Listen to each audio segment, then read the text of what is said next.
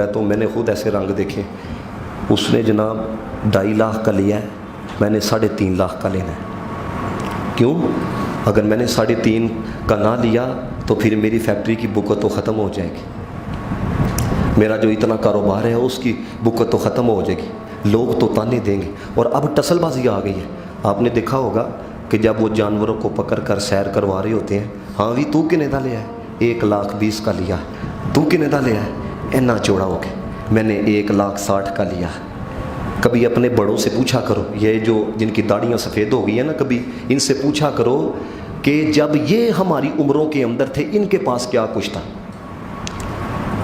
ये जो आज अल्लाह ताला ने घर अता कर दिया है, गाड़ी अता कर दी है, फैक्ट्री अता कर दी है, अल्लाह ताला ने बड़ा बिजनेस अता कर। कभी अपने बड़ों से पूछो, भाई कोई अपनी माँ के पेट से कारोबार नहीं लेके आता, कोई अपनी माँ के पेट से फार्च्यूनर नहीं लेके आता, कोई अपनी माँ के पेट से जनाब कोठी नहीं लेके आता। और बंदा तो जब पैदा होता है वो तो ठीक तरीके से अपने आप को भी सुथरा नहीं कर सकता, वो तो इतना मोहताज होता है, सुथरा भी पाक भी उसको कोई और करता है, जिस्म के ऊपर तो लिबास भी नहीं वो पहन सकता।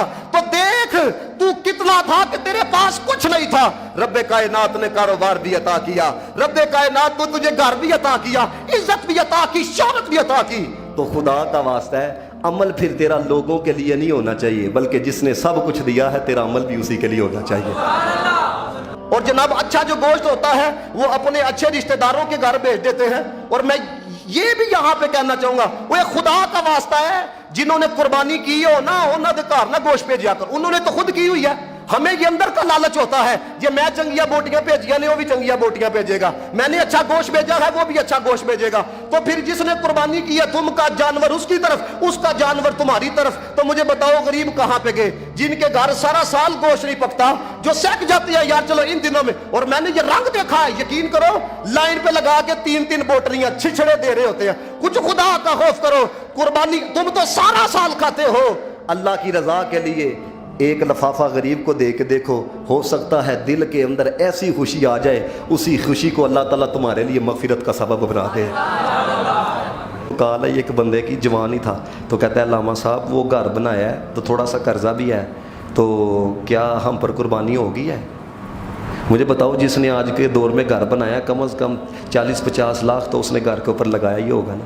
लेकिन लोग बचने की कोशिश करते हैं बस इसी लफ्ज़ के साथ, क्योंकि हमारे ऊपर कर्ज है। हालांकि बहुत कुछ पड़ा होता है घर के अंदर। आप देखें बीबियों का सोना है 7.5 तोले सोना अगर पहुंच जाता है, यहाँ 52.5 तोले चांदी तक रकम पहुंचती है, आप पे कुर्बानी वाजिब है।